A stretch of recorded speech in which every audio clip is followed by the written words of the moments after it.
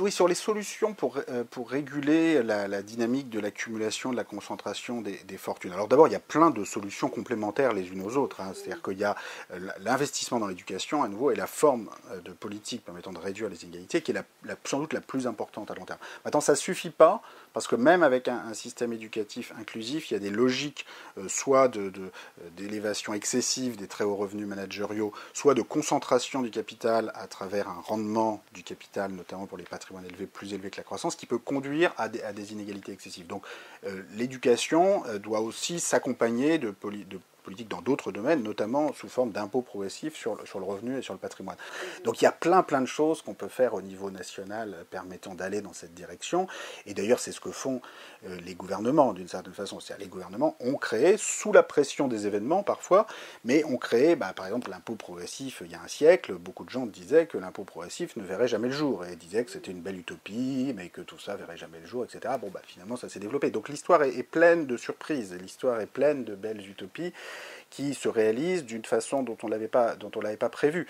Et aujourd'hui encore, on voit de nombreux pays qui vont d'une certaine façon dans cette direction. Alors d'abord, c'est important de réaliser que tous les pays ont des formes d'impôts sur le patrimoine. En général, il s'agit d'impôts sous forme d'impôts proportionnels sur le patrimoine immobilier, mais qui sont des impôts extrêmement lourds. C'est-à-dire la taxe foncière en France, c'est 5 fois plus d'argent que l'impôt sur la fortune. Et si on avait l'impôt foncier des États-Unis ou du Royaume-Uni, la property tax là-bas, il faudrait encore multiplier par 2 notre taxe foncière actuellement. Donc il y a dans tous ces pays des impôts sur le patrimoine très lourds qui ont le défaut de ne pas être progressifs. C'est-à-dire que ça pèse de façon proportionnelle sur le patrimoine immobilier et ça ne prend même pas en compte les actifs financiers et les dettes. Donc ce qui veut dire qu'un ménage très endetté, et qui en fait n'est pas riche du tout, si vous avez un appartement de 300 000 euros, mais que vous avez un emprunt de 290 000 euros, bon, votre patrimoine net, c'est 10 000 euros. Donc, moi, avec un impôt progressif sur le patrimoine global, de telles personnes paieraient beaucoup moins d'impôts. L'idée, et ça, les pays peuvent le faire au niveau national, c'est non pas d'augmenter globalement les recettes de l'impôt sur le patrimoine tel qu'il existe, qui est déjà très lourd, mais bien plutôt de le transformer en un impôt progressif sur le patrimoine net. Donc concrètement, ça voudrait dire aux États-Unis, au Royaume-Uni, en France, dans la plupart des pays développés, une très forte réduction d'impôts sur les 90% de la population qui actuellement cherche à accéder au patrimoine, mais ont un patrimoine très faible, ou en tout cas parfois même aux États-Unis, ont des emprunts supérieurs à la valeur de leur actif immobilier, de leur maison, et continuent de payer autant de property tax que quelqu'un qui n'a aucun emprunt, qui a hérité de son appartement ou de sa maison, ou qui l'a remboursé il y a 40 ans. Donc c'est un système absurde qui vient du fait que nos formes d'imposition sur les patrimoines ont été créées il y a 2 siècles, à un moment où le patrimoine était d'abord foncier, immobilier, terrien, et où il y avait beaucoup moins d'actifs financiers et de dettes qu'aujourd'hui. Donc il s'agit simplement de mettre au goût du XXIe siècle, et à la structure des patrimoines du XXIe siècle, des formes d'imposition du patrimoine. Alors, est-ce qu'on va dans cette direction? On y va avec des détours, mais on y va un petit peu. C'est-à-dire que c'est assez intéressant de voir...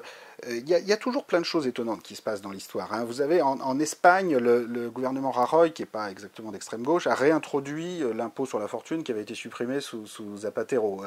En Italie, le gouvernement Monti a voulu introduire un impôt sur l'immobilier et sur les patrimoines financiers, mais comme il l'a fait sans coopération européenne, il a mis un taux 8 fois plus élevé sur l'immobilier que sur le patrimoine financier. C'est 0,8% sur le patrimoine immobilier, sur le patrimoine financier. Alors, ce que ça montre, c'est 2 choses. Premièrement, ces questions d'impôt sur le patrimoine vont au-delà de la droite et de la gauche. C'est simplement une question de bon sens. C'est-à-dire que quand vous avez une telle prospérité des patrimoines immobiliers et financiers en Espagne et en Italie, que vous avez une énorme dette publique et des salaires qui stagnent, et une production qui stagne, ne pas demander un peu plus au patrimoine, ce serait une folie. Donc, mais à nouveau, la volonté, elle existe, c'est-à-dire que vous voyez, au Royaume-Uni, très intéressant de voir ces dernières années que le gouvernement travailliste, il a créé un taux d'imposition sur ce qu'il appelle les mansions, les propriétés supérieures à 1 million de livres à Londres, sur toutes les transactions de maisons supérieures à 1 million de livres, il a créé un taux de 5%.